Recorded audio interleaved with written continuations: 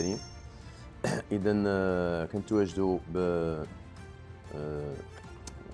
لا كلينيك لا بولي كلينيك انترناسيونال دو ليون، المصحة الخاصة الدولية أكديتال بالعيون.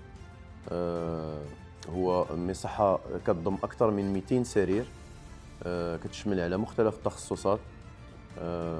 فيها ان سيرفيس دي زورجونس، مستعجلات خدامه ب 24 ساعه على 24 ساعه. كنتوفروا على مختبر للتحليلات وقسم الاشعه فيه سكانير، اي ار ام، ماموغرافي، ايكوغرافي، راديوغرافي، اوستيودونسيتومتري اللي كتسمح لنا نكشفوا على الامراض بطريقه مستعجله 24 ساعه على 24 ساعه.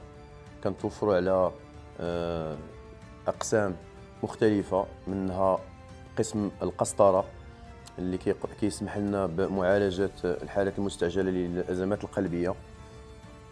كنتوفروا على قسم ديال علاج الاورام، سواء بالكيميائي او بالاشعاعي، لا راديوثيرابي ولا لا شيميوثيرابي.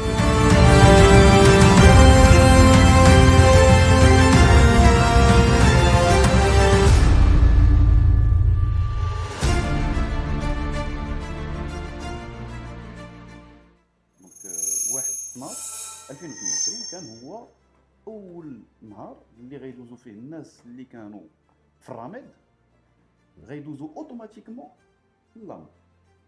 نهار قبل في واحد المصحه ديال اكديتال في الدار البيضاء استقبلنا واحد المريض جاي من الخميسات، مرض القلب، جا 10 سنين هادي وما داواش لان ما عندوش فلوس، ولكن هو فلاح صغير. واحد الوقيته وقف ما بقاش يقدر يخدم، المحسنين جمعوا ليه شي بركه وعطاوها ليه وقالوا ليه سير لاكلينيك. دونك كان ديجا 10 سنين هو مكرفس حتى لواحد الوقيته انه تحبس. اي فينالمون ما عندوش حتى الفلوس باش انه يجي يقدر يداوي راسو. هذيك الفلوس اللي كان جايب باش يداوي بها راسو ما كانتش كافيه باش يدير هذيك العمليه، لان عنده عمليه على القلب مفتوح، تريبل بونتاج. جا للمصحه الطبيب المشرف على هذيك المصحه ديال اكديتال، مصحه زراده، كان في دماغه ان راه غدا غيكون الباساج من الرمل لامو. قال لهم خليو السيد في لا شومبر ديالو ونشوفوا غدا واش غيكون لي دوا ديالو اوفير في لا بلاتفورم ديال الامر. فعلا لا غد ليه الصباح الناس ديال الاداره كيدخلوا لا كارت ناسيونال كيلقاو ان السيد داز من الرماد لامو.